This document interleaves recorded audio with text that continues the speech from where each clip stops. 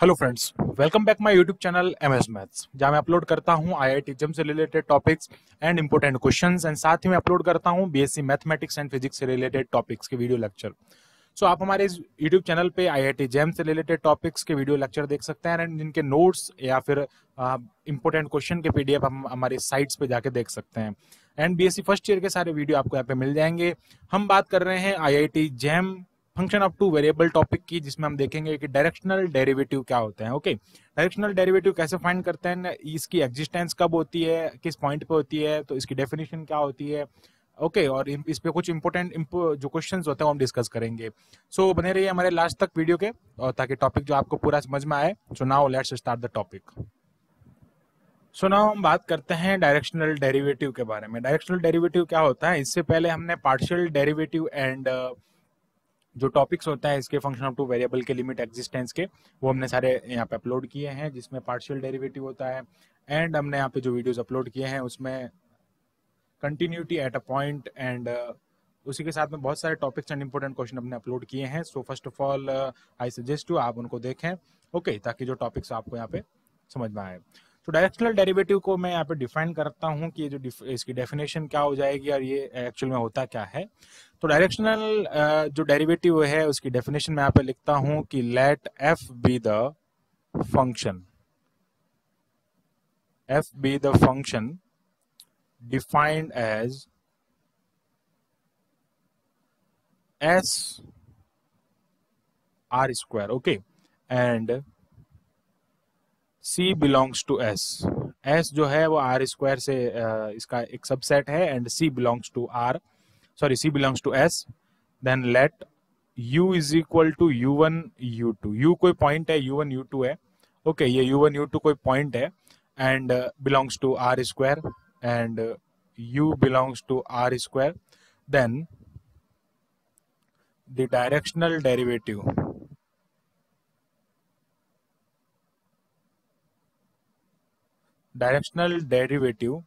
that is of the function,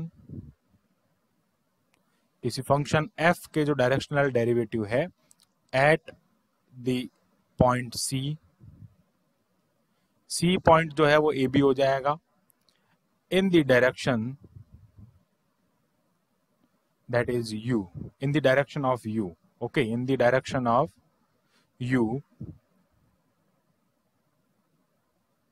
is defined as, इसको कैसे define किया जाता है, defined as f dash. Okay, ये हो जाएगा f dash C U is equal to limit h tends to 0 f c plus h u, okay, minus f c upon ये हो जाएगा h। तो ये जो है इसको अपन कहते हैं डायरेक्शनल डेरिवेटिव। कोई एक फंक्शन होता है जो कि उसमें s जो है वो बिलोंग कर रहा है r स्क्वायर से। ओके, एंड यहाँ पे जो सी है, सी मीन्स ये जो पॉइंट यहाँ पे गिवन है, ये पॉइंट जो है वो एस से बिलोंग कर रहा है, यू जो है वो u1 u2 है। अब हम इसमें कुछ पॉइंट्स देखेंगे जिसमें हम u1 1,0 लेंगे और 0,1 लेंगे, जो कि X axis and Y axis के अलोंग डायरेक्शनल डेरिवेटिव को रिप्रेजेंट करेगा। सो ये इसका फॉर्मूला है। अगर हम इनको थोड़ा सिंप्लीफाई करना चाहें तो इसको ऐसे भी लिख सकते हैं और करके कि F dash C U, okay, F dash C U that is limit h tends to 0। मैंने कहा था कि c जो है वो a पॉइंट है, यहाँ पे आप देख सकते हैं। Okay, so we can write as, यहाँ पे मैं लिख देता हूँ u is equal to u1, okay, u point जो है वो u1 u2 हो जाएगा इसके कोऑर्डिनेट एंड c के coordinate that is a and b। So now ये हो जाएगा c, इसको अपन ऐसे लिख सकते हैं c1 sorry a plus h u1 comma b plus H U two, minus ये हो जाएगा सी पॉइंट जो है वो ए बी है, ओके, अपॉन में ये हो जाएगा एच। तो ये हो जाएगा इसका सिंप्लीफाइड फॉर्म। एंड अब अगर हम इसमें से इसकी वैल्यू फाइंड करते हैं तो कैसे होगा, देखो। अगर मैं बात करता हूँ यहाँ पे, मैं कुछ रिमार्क पॉइंट लिख देता हूँ, note point. Okay, so what is the note point, note point क्या हो जाएगा यहाँ पे आप देखें, नोट पॉइंट ये हो जाएगा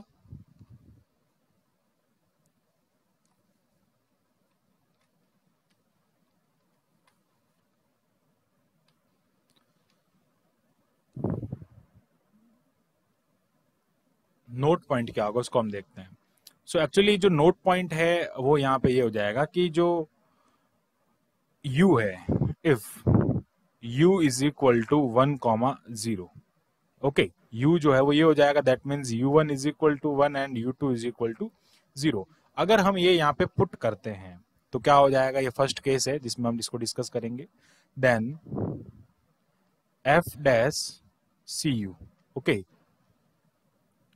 that is the cu is equal to u1, okay, u1 u2 ये है और फॉर्मूला ऊपर ये है, तो ये हो जाएगा limit h tends to 0। u1 की वैल्यू 1 है, that is the f a plus H, okay, f a plus ये हो जाएगा h, comma b plus H you तो हो जाएगा 0, माइनस ये हो जाएगा f10, ओके, ए बी हो जाएगा, इसको अपन ए बी सॉरी सी की वैल्यू यहाँ पे ए बी है, तो ये हो जाएगा सी ए बी अपॉन में हो जाएगा h। तो ये जो है वो डेफिनेशन होती है पार्शियल डेरिवेटिव की, ओके। सो पार्शियल डेरिवेटिव की डेफिनेशन ये होती है, तो इसको अपन कहेंगे partial derivative of F X, okay. Then इसको आप कैसे लिख सकते हो, that is equal to the F X A comma B, okay. इसको हम कैसे लिख सकते हैं कि F X A comma B, ये जो है वो F X A comma B का जो पार्शियल डेरिवेटिव है हो जाएगा, और इसकी डेफिनेशन हमने प्रीवियस वीडियो में डिस्कस की थी। अब बात करते हैं इसका point number 2, if u is equal to 0,1, तो u10 किसके अलॉन्ग हो जाएगा, अलॉन्ग एक्स एक्सिस, और ये किसके अलॉन्ग हो जाएगा, along Y axis, okay. So Y axis के अलॉन्ग होगा तो क्या हो जाएगा, then F dash C U, okay, 1 minute, F dash C U that is equal to the limit h tends to 0 F A, u1 जो है वो यहाँ पे 0 है, ये हो जाएगा b plus H minus F A B upon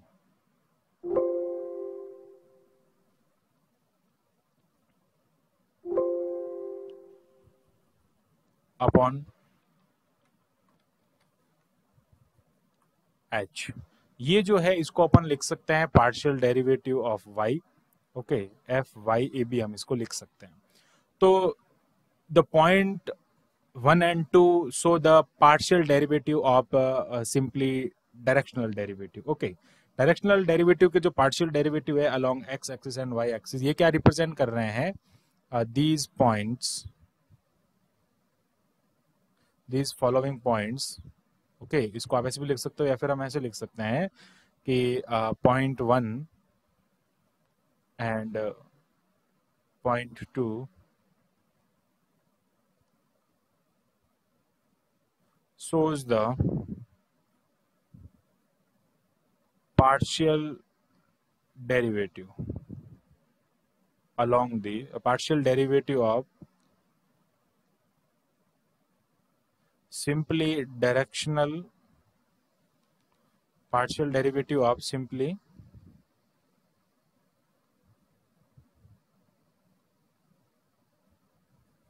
directional derivative, जो डायरेक्शनल डेरिवेटिव है उनके पार्शियल डेरिवेटिव को रिप्रेजेंट करता है along the X axis and Y axis. X axis and Y axis के अलोंग क्या करता है, ये इसके पार्शियल डेरिवेटिव को रिप्रेजेंट करता है। अब हम यहाँ पे देखते हैं कुछ नोट पॉइंट जिनमें हम देखेंगे कि अगर फंक्शन पार्शियल डेरिवेटिव सॉरी ये डायरेक्शनल डेरिवेटिव है तो कंटिन्यूअस होगा या नहीं होगा, तो हम उस पर एक क्वेश्चन भी करेंगे एंड इसको सॉल्व भी करेंगे। सो नाउ बात करते हैं हम यहाँ पे इस पॉइंट के बारे में। सो फर्स्ट पॉइंट मैं यहाँ पे लेता हूं, what is the first point, ये हो जाएगा हमारा नोट पॉइंट में first point, okay. Note point में फर्स्ट पॉइंट हम देखेंगे कि इफ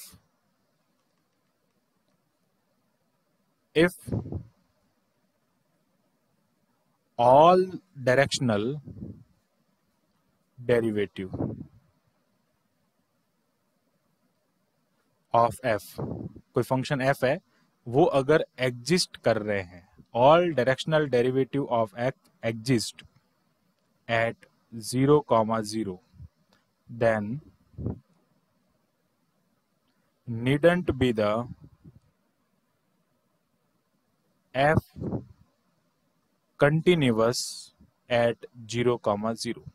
ऐसा जरूरी नहीं है कि कोई जो फंक्शन एफ है उसके डायरेक्शनल डेरिवेटिव है वो 0,0 पे एग्जिस्ट हो रहा है तो उसके वो फंक्शन जो है वो कंटिन्यूअस होगा, ऐसा कोई जरूरी नहीं है। इट डन जो है need not be the function F is a continuous function. And second point क्या हो जाएगा कि if all partial derivative of F, F के जो भी पार्शियल डेरिवेटिव है अगर वो एग्जिस्ट कर रहे हैं at point 0,0, then f need not be continuous at f0 at 0,0। तो फर्स्ट पॉइंट में भी हमने ये कहा था कि अगर वो डायरेक्शनल डेरिवेटिव है एट 0,0 वहां पे एग्जिस्ट करता है, सो ये जरूरी नहीं है कि वो क्या हो, एक कंटिन्यूअस फंक्शन हो, needn't be a continuous function. But second point में भी हम उसी के बारे में बात कर रहे हैं, थर्ड पॉइंट में थोड़ा डिफरेंट करेंगे। सेकंड पॉइंट में हम कह रहे हैं कि अगर वो पार्शियल डेरिवेटिव है इसका, जो कि हमने ऊपर फॉर्मूले फाइंड किए हैं, ये जो पॉइंट यहाँ पे जो हमने फॉर्मूले डिस्कस किया है 1 एंड 2 पॉइंट में, अगर इसका पार्शियल डेरिवेटिव भी एग्जिस्ट करता है एट 0,0 पे, तो भी ये जरूरी नहीं है कि needed B the function F is a continuous function at 0,0। And last and important point, that is 3, point number 3, if F is differentiable at 0,0, then all directional derivative of function f exist at 0,0। Function f अगर differentiable है eight 0,0 पे, तो जो जितने भी derivative directional derivative होंगे उस function f के, वो एग्जिस्ट करेंगे। But all directional derivative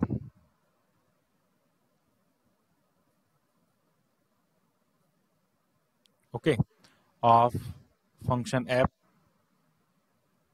exist at 0,0, then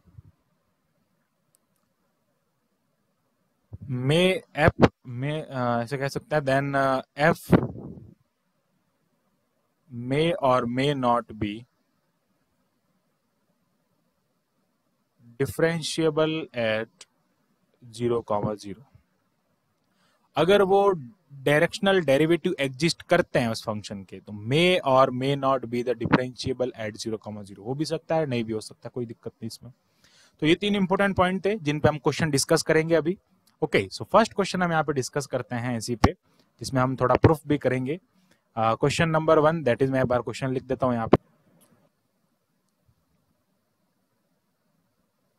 नहीं होगा।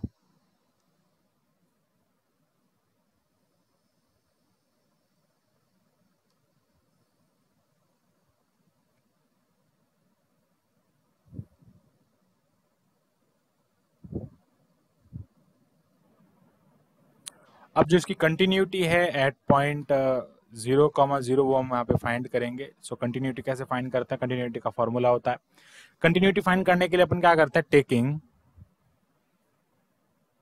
Along path that is x minus mx cube. Okay, so ये हो जाएगा limit x, y tends to 0,0 f(x) function है, और फंक्शन जो है हमारा वो क्या है, हमने देखा है क्वेश्चन में, मैं y की लिमिट अगर पुट कर देता हूँ, यानी कि y की वैल्यू ये पुट कर दूंगा, दैट इज y। ओके, ये जो है वो y की वैल्यू यहाँ पे हम पुट कर देंगे, तो ये हो जाएगा plus x minus mx cube upon में हो जाएगा x plus x minus mx cube. Okay, that is the, इसकी वैल्यू जो होगी वो क्या आ जाएगी, तो इसको जब सॉल्व, यहाँ पे भी क्यूब है तो इसको जब सॉल्व करेंगे तो 2/m जो है आपके पास में वैल्यू होगा। तो यहाँ पे क्या होगा, for different value of m function will be different, या फिर आप कह सकते हैं कि पाथ, यहाँ पे लिख सकते हैं path will be different. Okay, different different path के लिए डिफरेंट डिफरेंट वैल्यू होगी, तो हम कहेंगे कि यहाँ पे जो है लिमिट एग्जिस्ट नहीं करती है इसकी, और लिमिट एग्जिस्ट नहीं करेगी तो function will be not continuous. Okay, doesn't continue, ये जो है function will be not continuous. तो ये प्रूफ होता है कि जो फंक्शन यहाँ पे डिफरेंशिएबल है, डायरेक्शनल डेरिवेटिव है जिसका, वो यहाँ पे कंटिन्यूटी उस फंक्शन की हो भी सकती है और नहीं भी हो सकती। ओके, सो आई होप आपको जो टॉपिक क्लियर हुआ होगा। सो मिलते हैं नेक्स्ट वीडियो में, अभी तक के लिए इतना काफी कि देखते रहिए एमएस मैथ्स, जिसपे आपको मिलेगा सारे टॉपिक्स के video lecture. Thanks for watching this video, keep watching MS maths and subscribe the channel MS maths.